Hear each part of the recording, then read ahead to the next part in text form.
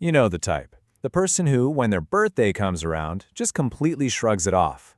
On the surface, it seems pretty simple, right? Maybe they're just humble. But what if I told you there's a really fascinating psychological story happening right under the surface? I mean, really think about that friend for a second. Or, hey, maybe that friend is you. The birthday pops up on the calendar and they're just like, it's just another day. No big deal. But what is really going on behind that casual wave of the hand?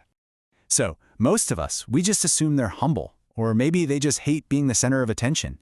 And look, that makes sense. It seems like a perfectly logical reason. But the psychology here, it reveals something way more complex.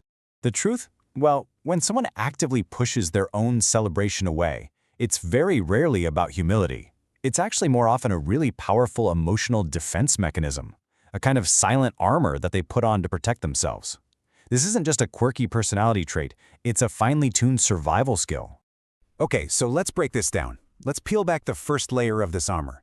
It's built entirely on a foundation of managing, or let's be real, completely eliminating expectations. This whole strategy basically has a name: zero expectations. It's an active, totally conscious choice to just not hope for anything special. By doing that, they're trying to build a shield around themselves to keep from getting hurt. And this right here, this breaks down the logic perfectly. For them, getting their hopes up about a celebration, it feels like a huge emotional gamble. They are absolutely terrified of that sinking feeling of being forgotten or let down. So, what's the solution? If you expect nothing, you can't be disappointed. It is, in a way, their strategy to take total control of the situation. But that armor of low expectations, that's just the first layer. You dig a little deeper, and you often find something much heavier. Something that has everything to do with how they see their own value. This gets into a concept called conditional self-worth. And what it means is it's this deep-seated belief that you only deserve love or praise or celebration if you've met some kind of standard. And usually, it's an impossibly high standard. If you feel like you haven't been perfect, you don't feel worthy of the attention. So for someone with this mindset, a birthday turns into a personal performance review. And here's how that internal monologue goes. First, they look back on the last year.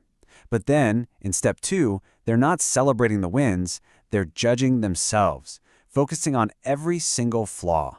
And all of that leads them to this final, really painful conclusion: I haven't done enough. I haven't earned this. And that is exactly why they can seem so visibly awkward and uncomfortable when you do try to celebrate them. That "oh no, don't" isn't humility. It's a kind of quiet self-punishment.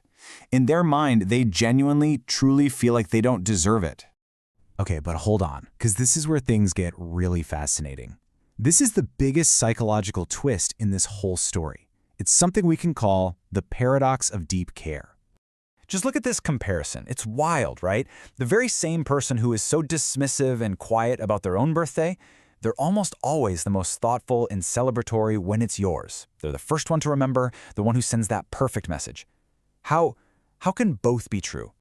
Well, the answer is actually really profound, because they know on a deep, personal level how much it stings to be overlooked. It's like this quote says, "Their amazing empathy isn't a contradiction at all. It's born directly from their own fear of being neglected. They go so far out of their way to make sure you never ever feel the way they're terrified of feeling." And over the years, this has taught them to become fiercely, almost radically self-sufficient. They've learned to deal with everything on their own because it just feels safer than taking the risk, the vulnerability of needing someone else to make them feel seen or special. So all of this brings us to a final, really powerful way to reframe this entire behavior. It's not about avoidance. It's about a completely different kind of acknowledgement, a kind of quiet resilience. And this is so important to get. Just because they don't want a loud party and a cake doesn't mean the day is actually just another day to them. Oh no, the day still holds meaning. It's just honored in a deeply private, personal way.